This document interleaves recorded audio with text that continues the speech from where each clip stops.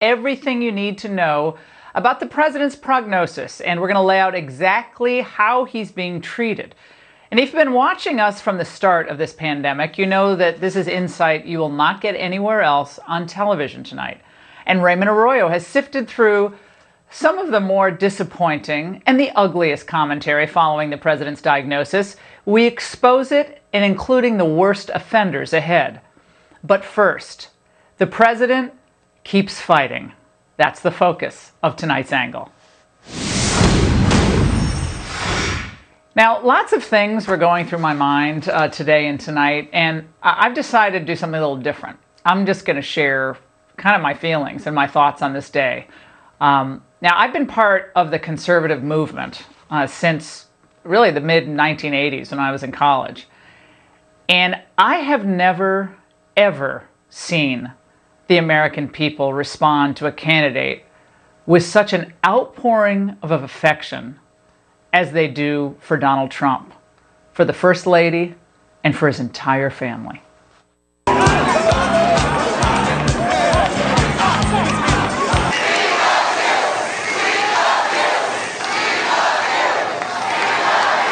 Don't say that, I'll start to cry, and that wouldn't be good for my image.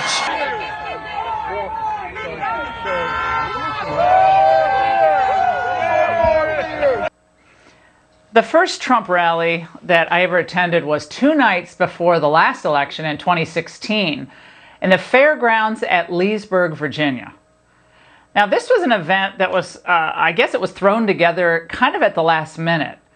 And it was the last stop in a 5-state, 1-day swing for the campaign. Now, not many people thought that Donald Trump would win back then, especially in the increasingly liberal Commonwealth of Virginia. But nevertheless, they came out. And I'm talking thousands and thousands of people waited hours and hours. They were trudging through this very cold night over this dirt road to get to this fairgrounds when they knew only, I think, about 2,000 people could get into the little pavilion that was there. And they waited until midnight when Donald Trump finally arrived. And I've never seen anything like it. I knew that night that he would win. I said so. And I knew it was something very special. Those people in Virginia back then, they were making a statement, taking a stand for the country they loved.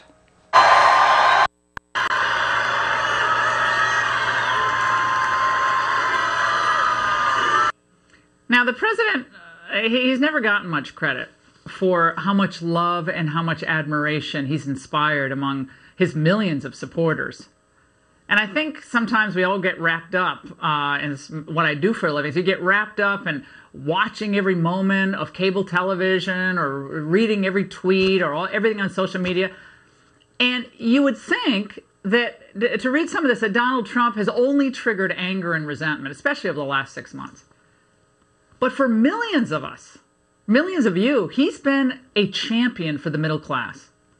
He's been a champion for working families like the family I came from in New England. And those people hadn't seen much of a real wage increase since about the year 2000. And then Trump came along.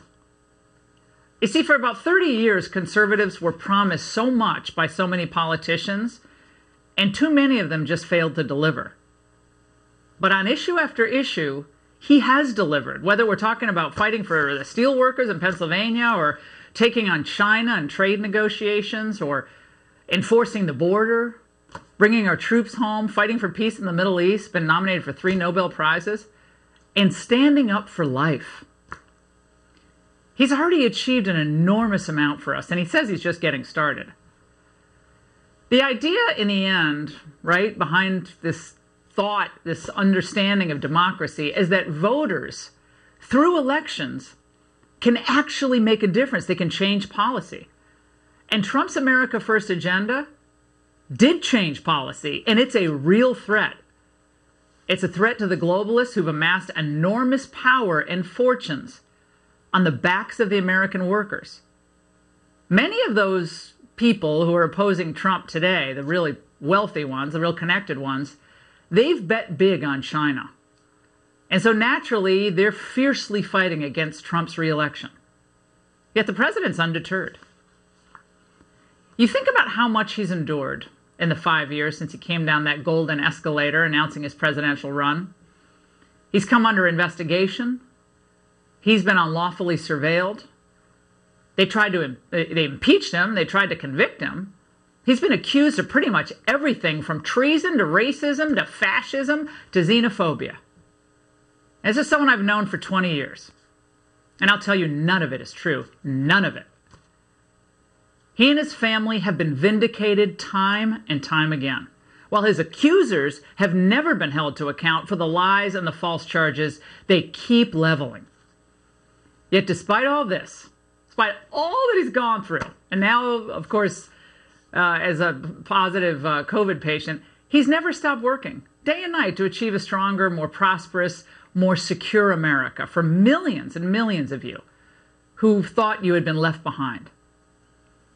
So watching Donald Trump walk to Marine One tonight on the way to Walter Reed, it was very emotional for so many of us who've seen him as, the indispensable man in the fight for us to maintain our freedoms and our way of life. And I know President Trump isn't Catholic, but in our faith, today is the Feast of Guardian Angels. It's an important feast day, and I know that the faithful all across America are praying fervently for his speedy recovery, and those angels are watching over him tonight. So while you're recovering, Mr. President, don't worry. We'll take up the slack, because you fought for us, and do not fear for a moment, because now we're going to fight for you. And that's the angle. We now want to focus on the medical questions behind the